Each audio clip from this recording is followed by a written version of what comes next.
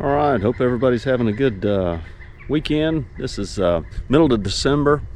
I'm going to be out today taking a look at a couple of areas where I was out in the woods doing some things the other day and noticed some big oak trees that really had some hollowed out places in it, and I thought, man, it's a great place for swarm traps. So that's really what I'm going to be working on today. But it wouldn't be a good bee video if I didn't show you some of the bees. And you know, it's middle of December. This one's loaded down with bees, but they are not really doing a lot of flying today. You can see, there's the entry. Pretty quiet. It's in the probably the mid 40s right now. Bees just aren't doing much. It's definitely got bees in it, but they're in here kind of settled down, huddled up, and there's probably some foragers out. Every now and then you'll see a few bees come in, but nothing major. Okay, well, one of the things that we've done is put some swarm traps. You can see one of those up in the tree right here. Didn't catch anything with that this year. We've got some others a little further down on the property, but really want to try to do some inexpensive just additional swarms, because I feel like got a good chance of getting some this year. So I'm going to show you how I'm going to do it with an Ace Hardware bucket.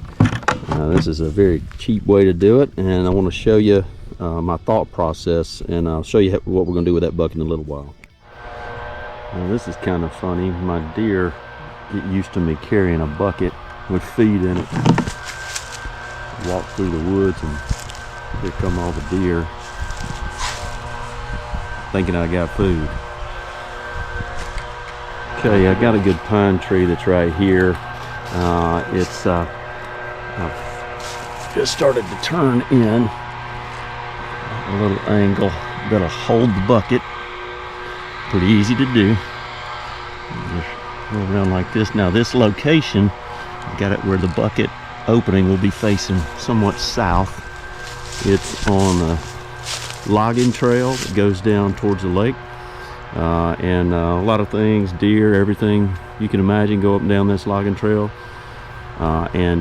The bees will as well, looking. So right across from me here, I've got a lot of big old oak trees that have openings, holes, big places where there could be swarms. So I'm hoping to catch one of these or others coming out in the surrounding area. Now when I come back and install this, all I'm going to do is hook the bucket over the loop at the top.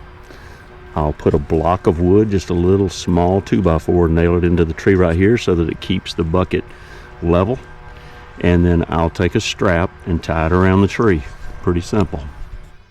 Now you can see some of these old trees, they've got big openings in them where bees could certainly be, all the way up through here. Branches everywhere, big caverns.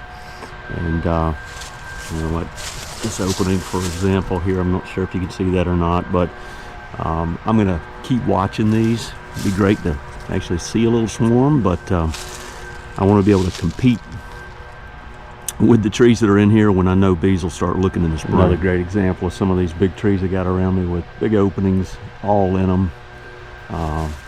Good place for bees to come swarm or look to get out of a small opening. We got a few bees that are showing up here. Not a lot. Boy, it's starting to drizzle. Bees are going to be getting tucked away here pretty quick. So we're going to go inside and see if we can maybe build us a swarm trap. Very inexpensive with a bucket. Here we go. Okay, well, I'm back with my bucket here. I'm simply going to take a drill and drill a hole right at the top underneath this lip. This is basically 3/4 inch, I think it's a 3/4 inch, maybe a 1 inch hole, and that's plenty of room right there. That's all I need in this one. I got 2 of these buckets, so I'm going to do 2 of them. Okay, well, I also mentioned a little 2x4 piece to go up against the tree. It's just simply going to, when the bucket hangs away from the tree, it's going to make sure it's nice and level. Just so I don't forget, I'm going to go ahead and start 2 of these, and I'll put it in the tree shortly here, fairly close together. Okay, well, I'm just going to take some of this coarse sandpaper. I've loaded up a little sander here.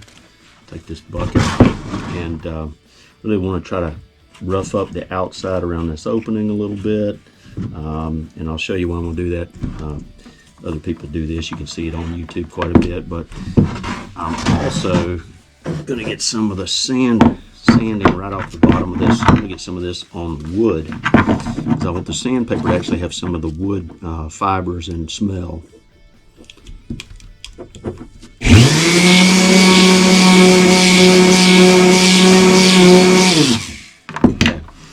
I just simply want to try to get some of the plastic smell off the inside and rough it up where it will accept some wax.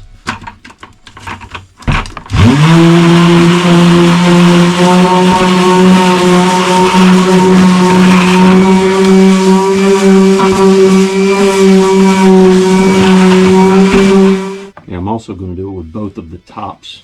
I'm doing both of these at the same time, but the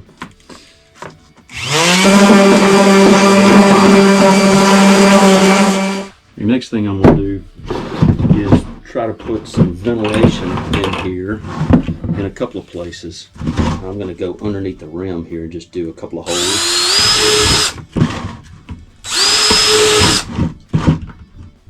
That way you can breathe a little bit. It's very small. And I'm actually going to come to the very bottom, drill a couple of holes.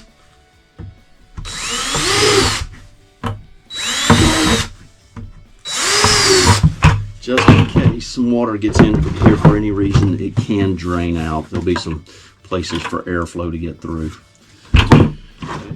Okay, I've turned on my little crock pot here, a little hot plate, but next thing I'm going to do that's pretty important, is very important actually. This is a frame that had a lot of wax moth damage from last year. You can see it was torn up. It was in a little hive that just didn't have the horsepower, and I'm gonna take this, scrape it up, take my hive tool, just simply scrape it off all this old nasty old brown wax.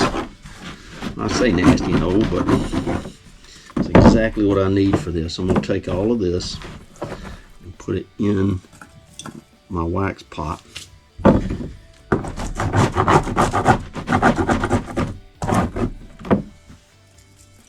Start melting it down. Doesn't have to be.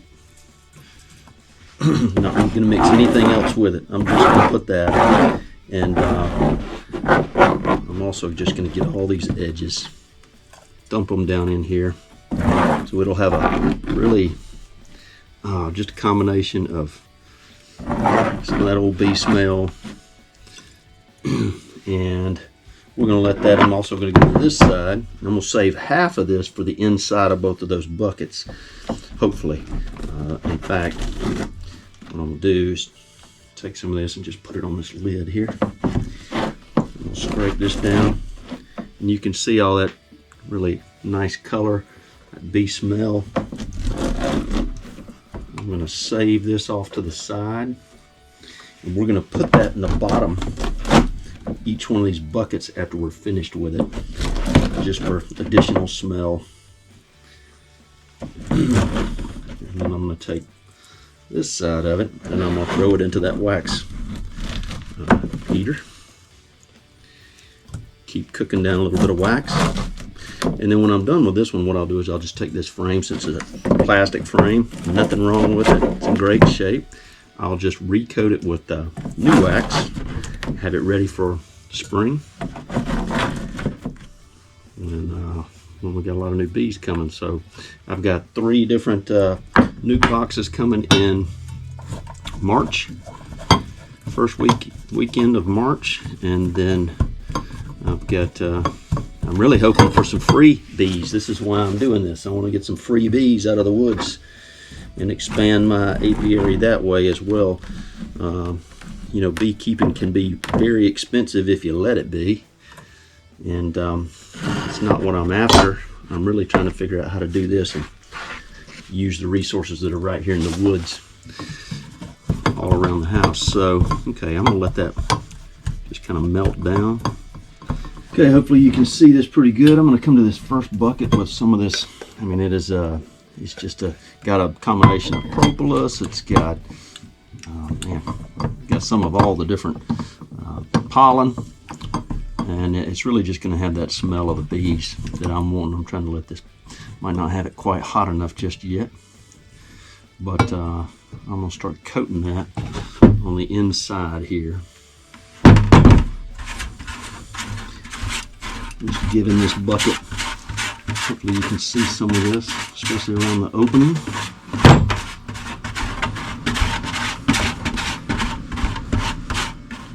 Okay, well, I'm continuing to do this, and I'll also tell you I'm putting it all over the lid. That's where the bees are going to come in, hopefully, and start attaching their comb to. So you can see I've got a really good thick coat of wax on here.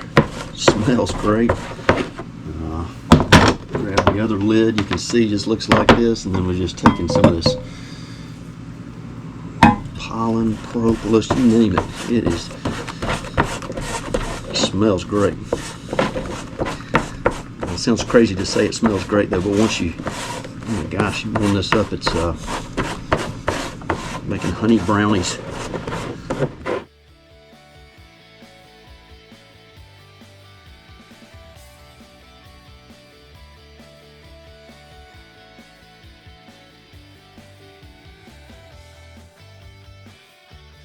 Okay, well, the last thing I'm going to do, I'm going to take these are little blocks of cedar. They're just little blocks. I'm going to put those in the bottom. And I'm actually going to take this old comb. And this is that old nasty comb. It's not nasty, it's just old. But it smells like the bees. And I'm going to just toss that down into the bottom of each one of these. And that way, they'll smell like that. I'm going to put the lid on. I'll show you what we'll do with the swarm commander when it's time to actually hang them, but I'm gonna go show you that in the tree. Okay, well, I'm gonna take just a little bit of lemongrass essential oil. And the reason why I have the piece of wood down here is because it's porous. So I'm just gonna take that and drip a couple of drops of lemon oil down there on it. I'm also gonna take a few drops, put it on a Q-tip. Hang on. And that Q-tip I'm going to rub all over this entry. And obviously on the outside of the entry.